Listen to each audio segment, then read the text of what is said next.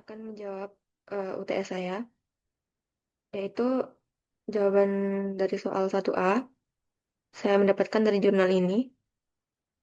Jawabannya adalah gugus fungsi berperan penting dalam menentukan sifat kimia dan aktivitas biologis obat karena gugus fungsi memengaruhi reaktivitas kimia, polaritas, kelarutan, dan kemampuan obat berinteraksi dengan reseptor biologis.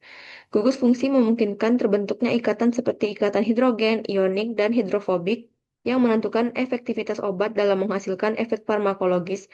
Selain itu, gugus fungsi juga memengaruhi proses absorpsi, distribusi, dan metabolisme obat sehingga perubahan pada gugus fungsi dapat mengubah aktivitas biologis suatu obat.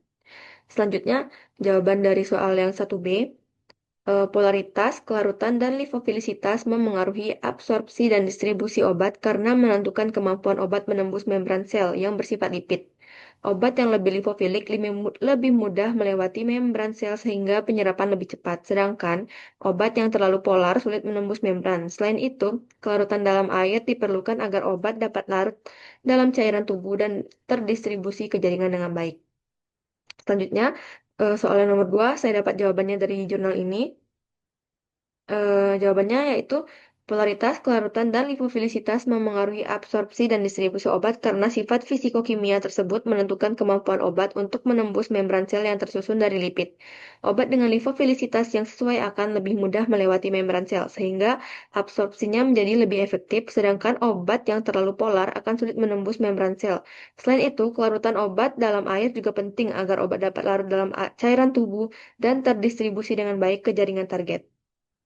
Menurut jurnal ini, parameter fisikokimia seperti polaritas dan lipofilisitas memiliki pengaruh penting terhadap aktivitas biologis obat karena menentukan kemampuan obat berinteraksi dengan dan bergerak dalam sistem biologis. Selanjutnya, soal nomor 3, saya dapatkan jawabannya dari jurnal ini.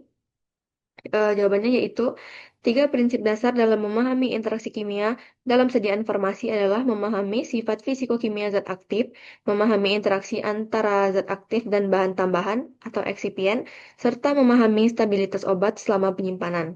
Sifat fisikokimia zat aktif penting karena menentukan kemungkinan terjadinya reaksi kimia dengan komponen lain. Interaksi antara zat aktif dan bahan tambahan dapat membentuk interaksi kimia atau fisika yang memengaruhi stabilitas obat. Selain itu, stabilitas obat harus diperhatikan karena interaksi yang terjadi dapat menyebabkan degradasi dan menurunkan efektivitas obat. Contoh konkretnya, pembentukan kokristal antara zat aktif dan bahan lain digunakan untuk meningkatkan stabilitas obat dan mencegah degradasi selama penyimpanan. Selanjutnya, soal nomor 4, saya dapatkan dari jurnal ini. Jawabannya yaitu jenis interaksi kimia dalam sediaan farmasi dapat terjadi antara zat aktif dengan bahan lain. Misalnya eksipien atau obat lain, interaksi yang sering terjadi adalah terbentuknya endapan akibat perbedaan sifat kimia seperti perbedaan pH atau reaktivitas zat. Selain itu, dapat juga terjadi reaksi kimia yang menyebabkan perubahan bentuk atau sifat obat. Dampak dari interaksi kimia tersebut adalah menurunnya stabilitas obat dan berkurangnya efektivitas obat yang mengalami interaksi bisa membentuk endapan berubah warna atau bahkan tidak bekerja dengan baik. Dalam beberapa kasus, terbentuknya endapan juga dapat menyebabkan masalah seperti penyumbatan pada alat pemberian obat, sehingga perlu dilakukan uji kompatibilitas sebelum obat diformulasikan atau digunakan bersama bahan lain. Sekian, terima kasih.